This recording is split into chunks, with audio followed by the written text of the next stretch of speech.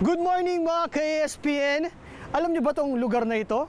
Panigurado akong alam niyo at familiar kayo dito dahil binida na namin to sa ESPN, ang swak na pasyalan ngayon, ang Bigyang Buhay Muli, Pasig. At alam niyo ba tuwing hapon, tuwing gabi, ang dami ng mga turista at hindi lang basta turista, buong family dahil napakaganda ng sunset dito tuwing hapon, lalo na tuwing gabi, ang daming food trip, ang daming mga ilaw.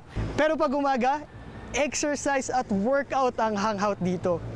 At ang balita ko, nandito daw ngayon yung bagong Nordic Walking Philippines. Isa sa mga bagong exercise craze ngayon, hindi lang basta dito sa Pilipinas pati sa ibang bansa. Samahan nyo na ako, puntahan na natin at excited na ako magpaturo sa kanila kung paano gawin to. Tara, let's go!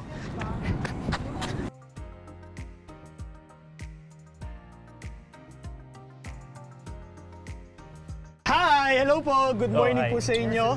Pwede po bang makaabala ako saglit? Yes, yes naman. Kilala ko talaga si Coach Vince. Kababata ko to, sabay kami lumaki sa... Hello guys. Close po kami. Coach, tuturuan kita ngayon kung paano gumamit ng Nordic walking pole po ba tawag yun? Yes po. Hindi, joke lang. Magpapaturo tayo ngayon kay Coach Vince kung paano gamitin to. Okay po ba yan sa mga medyo may edad na, sa mga senior natin? Ay, oo naman. Safe po ba yan? Of course, sa mga athlete natin na gustong mag-try? Yes, Safe po ba siya? Good question. In fact, we have a physician here, Oh. si Doc Rene. Good morning po. Ano po ba yung mga pwedeng makuwang benefits sa katawan po ng paggaganito, Nordic walking? Bukod po sa maganda sa puso, ayan, para sa mga broken-hearted dyan, gamot sa puso, tama ba, Doc? Sa pag Nordic walking, pag tumatakbo ka, syempre nababurn mo carbohydrates.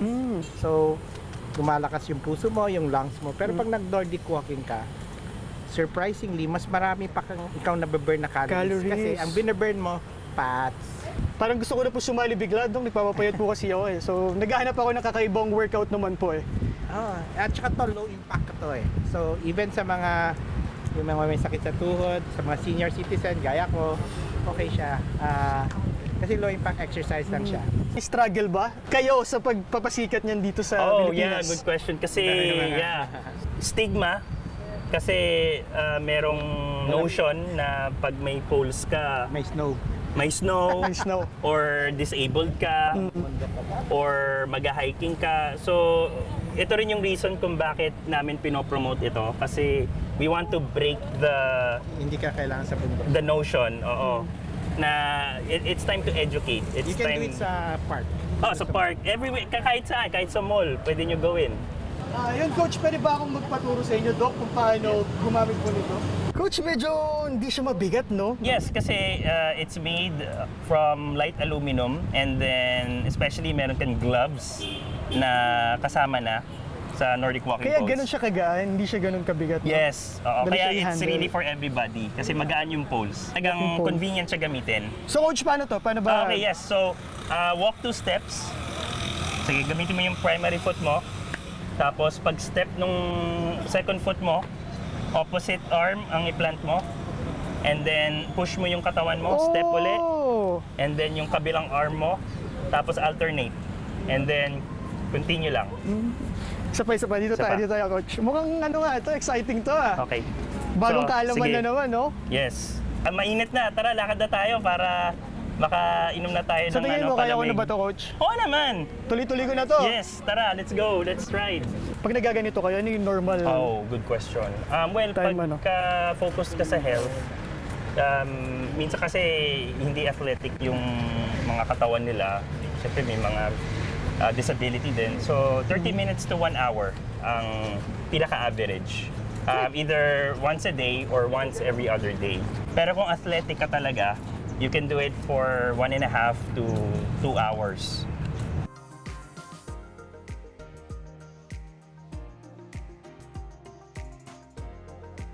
Matagal na po ba kayo nagaganito? Hindi, July lang. July lang po. July lang. So after my heart attack, I had an angioplasty. Nilagyan ako ng titanium sa loob. After that, Saan niyo po nalaman na may ganito po palang... sa TikTok. Sa TikTok? Yes, sa TikTok lang. Saan nakita Nakita ko? panood niyo yung video ko. Oh, and then we met in Ayala. Ah. And then from there, From there, tuloy-tuloy na. tuloy-tuloy na. Oo, nag-improve. No? Nag-improve na yung health. So Yeah, meron John. bang food na dapat na kinakain? Before or after, dapat bang kumain? May iniinom ba Oo dapat? naman. Yeah, Electrolytes? Yeah, Siyempre, you medyo have to- pagpapawisan ka talaga, di ba? Kailangan electrolytes. Minsan I eat saging ng saba. Saging na saba. Oo. So in the morning before I stride. Oh, so by the way pala, so yun lang naman, kung gusto nyong pumasok sa Nordic walking or in general, any sports, make sure na proper meal ang kinakain nyo. Basta healthy lagi. Cut down sa sugar, sa fats, sa carbohydrates. Yung balance lang. Coach, So, dahil dyan sa mga athletic yes. na dapat na kinakain, syempre meron din, di ba, na pro, Oh na yes, wrestler oo, tayo, mga na athlete. athletes tayo Grabe. na legit, yes. Kuya, ano po name nyo? Santi. Kuya Santi. Paano po ba to nakakatulong yung Nordic walking? Siyempre, di ba, bilang nagbibuild tayo ng muscle, Yes. di ba pag nagja-jogging ka kasi, mas intense yung cardio, nalulus yung muscles natin. Dito, hindi ba? No, hindi. Actually, contrary to that, ang Nordic walking compared sa typical running, typical cycling, and other CrossFit workouts na nasubukan ko, this is low impact but you can still build muscle with, of course, with proper meal, syempre. So, nakakatulong ang Nordic walking, building endurance. Bakit nyo po naisipan sumalis dito? Kasi ano siya, syempre ako playing combat sports in the past sa doing extreme sports. Syempre di naman tayo habang buhay bata. So mid-30s na ako. So nakita ko na sa TikTok yung post ni VG. So na-curious ako. And then I tried Nordic walking, tapos pinanood ko yung mga tutorial videos, and I tried, and then here we are doing the Nordic walking.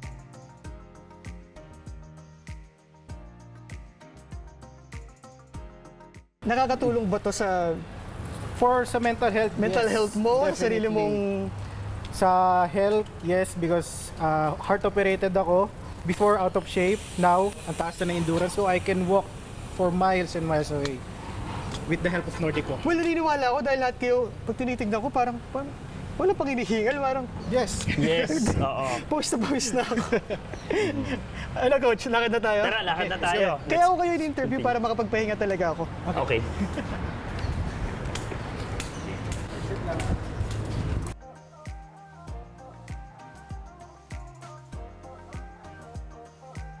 Coach, parang mas perfect pag ganito yung ambience mo, Oh nagaganito ka, yes, no? oo. Especially pag sa nature Mas talaga. nakaka-relax, no? Ang ganda ng oxygen. Yes. So, Coach, taga calming. Manila ako, coach, pero ngayon lang ako nakapasok dito. Same here, same Anong lang lugar to, tayo. coach?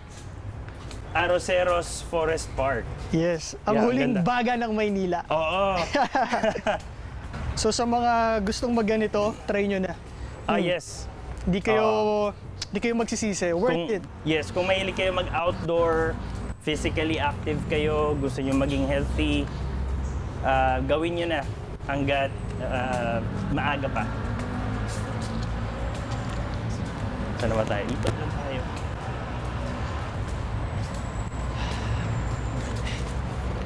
Ganda dito, no?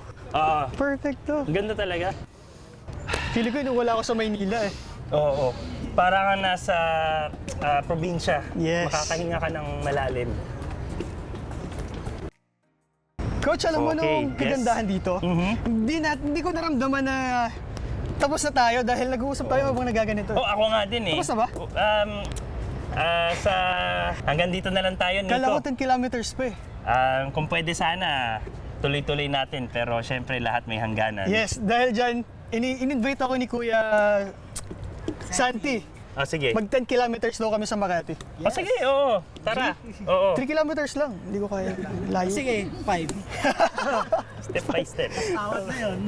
Ayun nga, Coach, baka may ano kang message para sa mga gustong mag-start, gustong itry itong bagong activity na ganito. Ini-invite ko kayo na subukan ang Nordic Walking at suportahan ito. Available kami sa Facebook. Meron kaming Facebook page at group. Ang pangalan ay Nordic Walking Philippines. Lahat ay invited. All people from different backgrounds, age. Sali lang kayo. And worth it siya. gawin, sulit. Gusto nyo maging fit at di nyo alam kung paano sisimulan, just try Nordic walking.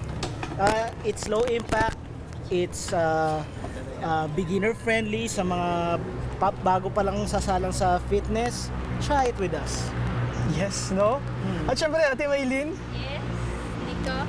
isa sa mga nagpahiram, maraming salamat. Alam kong mahal ba to?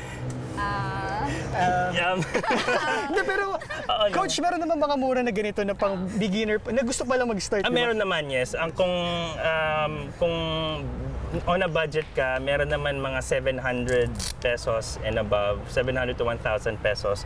Kung talagang on a budget ka talaga, tight ka, nandyan ang mga trekking poles. So, mga 220 pesos each ang isa. Pero minsan may nakakabili mga 350, dalawa na. So again, if beginner ka and gusto mo lang ma-experience, and since health naman ang habol mo, okay lang ang trekking poles. Pero kung committed ka and in-embrace mo na yung sport, go for the official Nordic walking poles. Yes, coach. At dahil dyan, ibabalik ko na po. Maraming salamat po sa welcome. pagpapahiram. Uy, mukhang may ano po kayo Sa akin po ba yan? Since bago kang Assuming, member no? ng grupo, we have a gift for you. Wow! Pakitiklop So naman official, at kita sa atin. so official member na talaga ako. Yes, palakpakan! Yay! Bro, susuotin ko to sa ano oras tayo sa Makati? 6 o'clock! 6 o'clock? Yes! Guys, see you there. Sa mga gusto. Thank you so much, everyone.